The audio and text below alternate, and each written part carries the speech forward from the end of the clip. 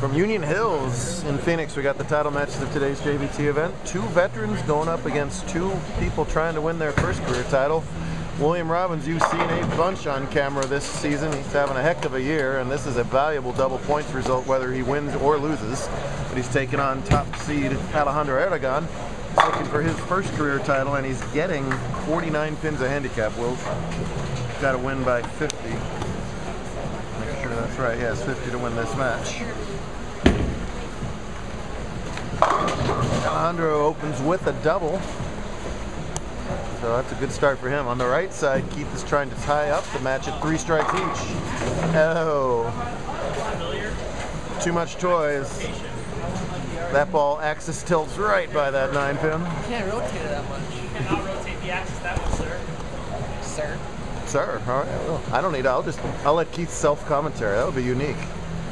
We used to do that a lot.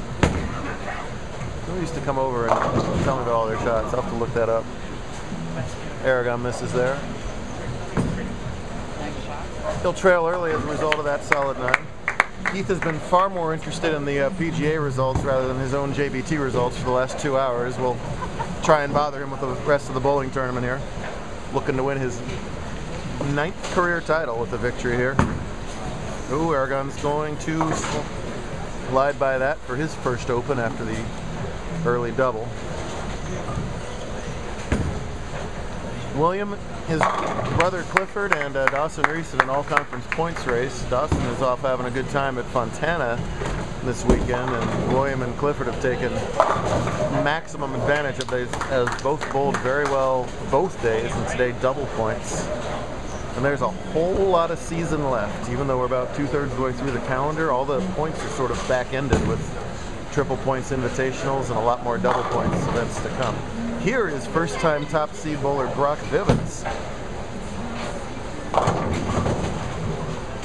He opened with 3 in a row and almost gets the bucket crumbler there to leave just the 8-pin. What's made William and Clifford so much better since the start of the season is whether it's equipment or just throwing it better or whatever, they're getting some rotation on the ball. Their balls would just come in hydroplaning further on, and it was just ineffective at the head pin. Now their balls are rotating just fine and very effective, obviously, at the 1-3 pocket, as he's got 3 in a row now and he takes over the scoreboard lead, but Aragon right back with a strike of his own. So Brock was one of the few bowlers even in U17 today in scratch. And all he did was lead the tournament after game 5 and just hang on to the lead by 2 pins over Fung after 8. And we're not talking with low scores either. Plus 365 for Brock and 363 for Fung. See why? You know what I just realized? Lack of reaction from Vivens. So, I mean, Keith has been here so often. He is as relaxed as they come. Vivens, by all body language reading, is not relaxed. And who can blame him? This is a different environment entirely. Going for win number 1. Already lost the U17 match today against the other U17 bowler to make the cut, Matthew Garrett. Kaylee Amkong swept the girls' scratch series this weekend, and those were important wins for her. Beating Stephanie Tuala, her competitor for the all-conference girls points race both times, so important stuff. Ah.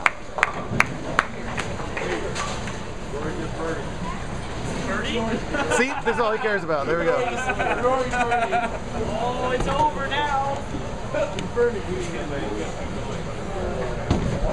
Well, another good shot from Robbins leaves a half 10.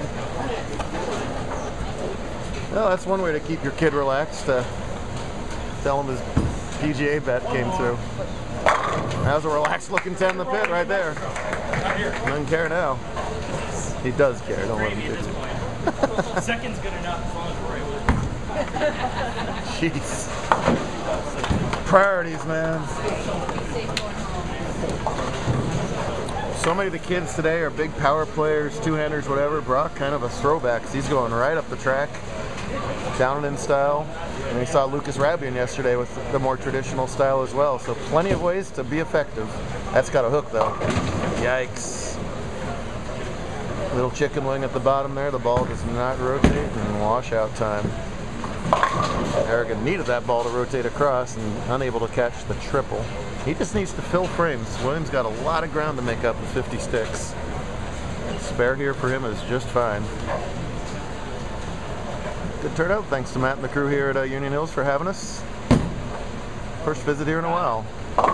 Oh! Looked like he had the spare, but he does not. And he's going to fall way behind as a result.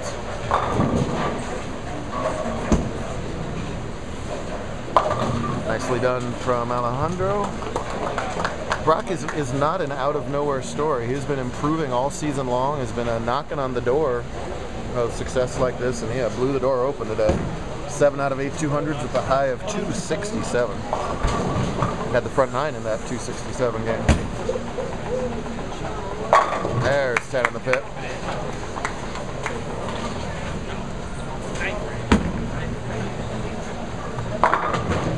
Oh, there's 9 in the pit. When the lanes are pretty scoreable like they are today, and these guys throw these reactive balls with such heavy rolls, solid 9 is just not that unusual to leave these days. That's a pretty ball from Fung right there, no doubter. Fung does have a lot more axis tilt. You know, what we're talking about is the ball, his fingers, once his thumb is cleared, his fingers rotate counterclockwise along a large portion of the ball, almost 6 to 12. That's fine, but you've got to feed the ball from left to right because it's going to dive through the pocket more steeply, and you can get in trouble with things like that. And that's very close to 2A10ing from that spot. Highly effective when he's in the right area. It's a more risk-reward thing. You can leave a lot more puzzles, both on light and high hits. Lucky to leave the 2-pin. And right into it on the spare. Robbins leaves the 6-10 meanwhile and avoids the chop there. Let's see, he's got 147 through 6. So 160, so he's leading by 35 and he's got to win by 50. So still anybody's game here in the last 3 frames. Tour rolls on to Las Cruces next week.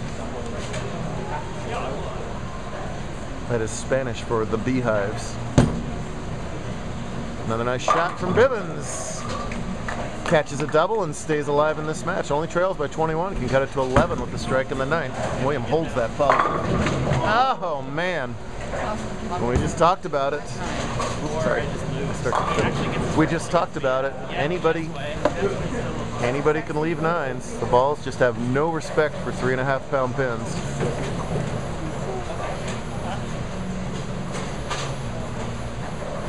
Good ball. Just spare it up, take your medicine. It's part of the modern game. And move on. This is a key shot for Brock here.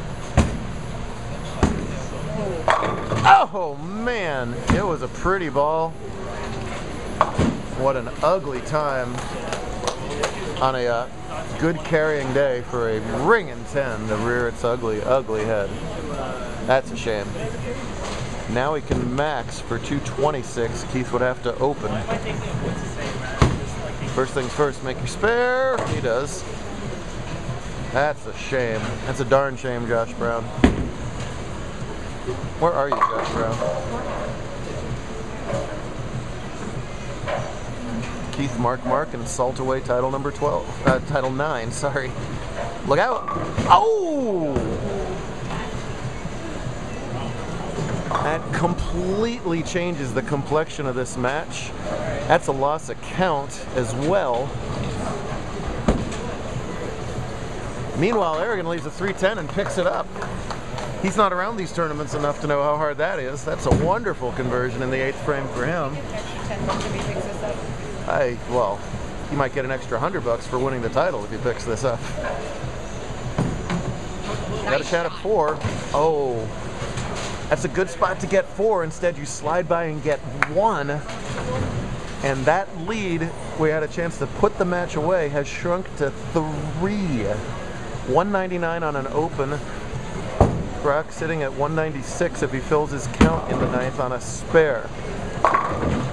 Good shot from Alejandro, and all of a sudden, scratches down to a nail biter.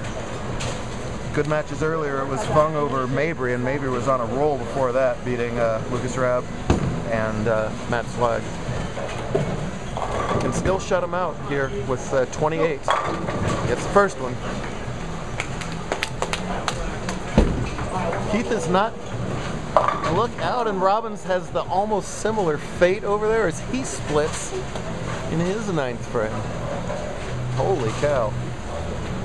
So the two veterans giving the rookies second life in the late going here in Phoenix. My goodness. Keith is no stranger to up and down title matches. He's had some doozies. Antelope a few years ago was one I clearly remember. Can still put him away with strike 8. See what William does on his split attempts. Only gets the 2, and now he only leads by 20. Now all of a sudden looking grim for him over here. To redeem himself, doesn't get the light hit, and Bivens is going to have a chance. Oh my. Not so easygoing Fung all of a sudden.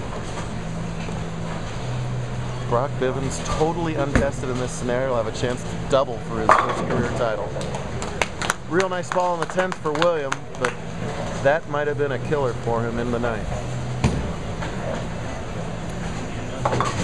Still ball didn't, spare shot didn't really matter. He finishes with 219, and whether that is a title-winning score enough or not depends on the right paw. This young man right here. William has to double here to have any chance. Gets it. He'll be in the 220s. 180 if Aragon opens. It's looking good for Aragon, but here is Brock. Must get the next 2 strikes. Oh, that's way wide. Oh dear. Oh dear, what a shame. Well, he had a chance. That's all he can ask for as a bowler. He just lost that right lane. Wash out, wash out. William, a very nice finish for 222. Win or lose, that's a nice game. And Fung breathes a sigh of relief as he kind of gets away with one there.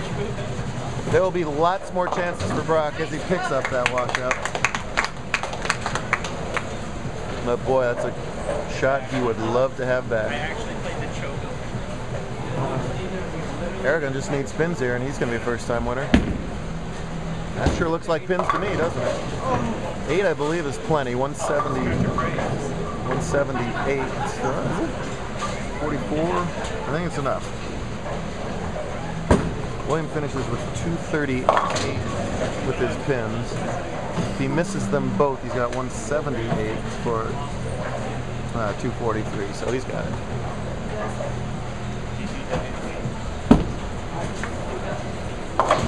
Yeah, 9th frame did in Robbins. 180 for 245 and a 7-pin win for brand new JBT champ, Alejandro Aragon. Number 9. I passed Curtis. I'm 3rd now. No 4th. Still 4th. Exciting stuff here to wrap up a really fun weekend in Phoenix. We'll do it all over again in about 6 days. Wow, a Curtis Lindemann smack in 2018. That was uncalled for.